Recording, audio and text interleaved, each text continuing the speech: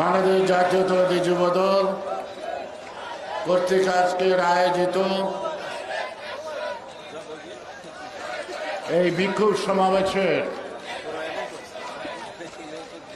সংগ্রামী সভাপতি যুবদলের সহসভাপতি জনাব মামুন হাসান, প্রধান অতিথি আমাদের প্রিয় মহাসচিব জনাব মির্জা ফখরুল ইসলাম আলমগীর, প্রিয় সহকর্মী জনাব মির্জা আব্বাস সহ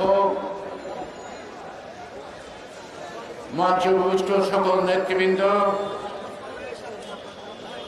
বিভিন্ন অঞ্চল থেকে যে সকল যুবক ভাইয়েরা আজকে এই বিক্ষোভে অংশগ্রহণ করেছেন তাদেরকে আমার ব্যক্তিগত পক্ষ থেকে আন্তরিকভাবে ধন্যবাদ।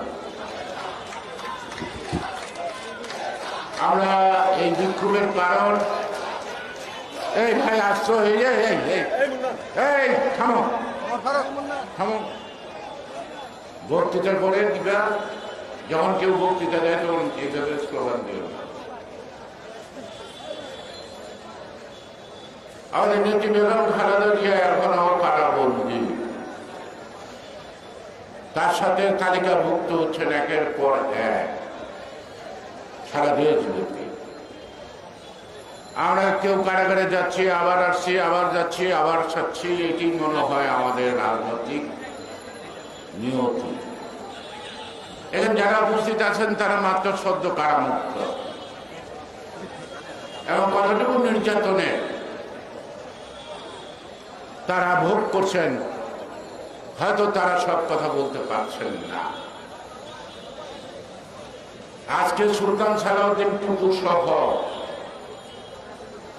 ঢাকা, কাশিমপুর, সারা বাংলাদেশে আমাদের অনেক নেতা কর্মী কারাবন্দী। আদালতে গেলে এত মামলা, আদালত পক্ষে উকিলরা বলবে কোথায়, আর ওই যে বিভিন্ন সংস্থা তারা বলবে কোথায়, পুলিশ দাঁড়াবে কোথায়, উকিলরা বলবে কোন। আর আমরা যারা মানে এই সরকারের ভাষায় ক্রিমিনাল অ্যাক্টে যে মামলা ঘুরে আসছে, আমার তো বসারই জায়গা নেই। এখন ওই দাঁড়ায় দাঁড়িয়ে হাজিরা নেয়, কিন্তু হাজিরা যদি আমরা হই তাহলে যিনি আদালতের বিচারক তিনি আমাদের না দেখা পর্যন্ত সন্তুষ্ট হন না। আবার মাঝে মাঝে ইশারা দেয়, জোয়ার খাতা দেখা যায়, ওখানে না। কি মজা! তাই বন্ধুরা, অনেকে ঐতিহ্যের কথা বলবেন, সফলতার কথা বলবেন, সংগ্রামের ইতিহাস তুলে ধরবেন, ওটা বলব। এখন কোনটা বাকি আছে সফলতা, সেটাকেই প্রাধান্য দিতে হবে এবং সেটাকে নিয়ে আমাদেরকে এগোতে হবে। কালকে একটা কথা বলেছিলাম যে বাংলাদেশটা ফেলানের মতো কাটা তারে ঝুলছে। একটু আগে এ নিয়ে একটা স্লোগান দিল 60 দশক 70 দশকে রুশ ভারতের দালালেরা হুঁশিয়ার সাবধান। এখন যদি মনে করি এই দালালদেরকে আপনি কিভাবে হটাবেন, ঘাট ধরে না রাজনৈতিকভাবে মোকাবেলা করে, সেটাই তো আমাদের মূল আজকের সিদ্ধান্তের প্রশ্নটা আসে। কয়েকদিন আগে আপনারা সাংবাদিকরাই এটা প্রচার করেছেন, সেগুলো সিঙ্গাপুর এবং হংকং বেস একটি প্রতিবেদন আসে ভারতের 527টি পণ্যের মধ্যে ক্যান্সারের তেজস্ক্রিয়া পাওয়া গেছে। সত্যমিতা জানি না, পাওয়া গেছে, ঠিক আছে।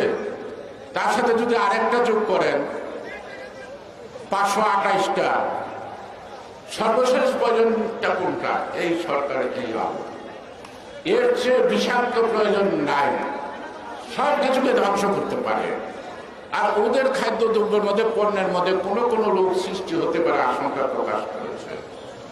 তাহলে আজকে আমাদের খাবার তালিকায় স্বাস্থ্য সচেতন যারা, তাদেরকে নিশ্চয়ই পণ্য ব্যবহারে সতর্ক থাকতে হবে নাকি?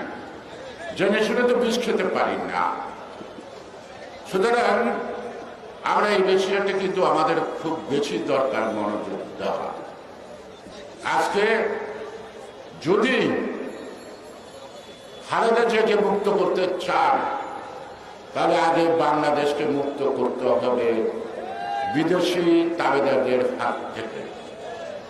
যেদিন বাংলাদেশকে মুক্ত করতে পারবেন, সেদিন বাংলাদেশের 18 কোটি জনগণ মুক্ত হবে, খালেদা জিয়া মুক্ত হবে, সুলতান সালাউদ্দিন টুকু সহ জানা ও জানা অনেক নেতা কর্মী যারা জেলে আছে, সেদিন তারা মুক্তি পাবে। নির্বাচন তো হচ্ছে, গত পরশু হলো। নির্বাচনে ভোটারের আগমন দেখেছেন? নাই। অর্থাৎ নির্বাচন ব্যবস্থাটা এমন একটা অবস্থায় দাঁড়াইছে, জনগণকে ভোট কেন্দ্রে নেওয়া বড় দুরূহ। সুতরাং কবে যে জনগণ ভোট কেন্দ্রে আগ্রহীভাবে যেতে, সেটি সুদূর করা হতো যদি এই প্রক্রিয়ায় নির্বাচনী ব্যবস্থা আর সরকার ব্যবস্থা থাকে।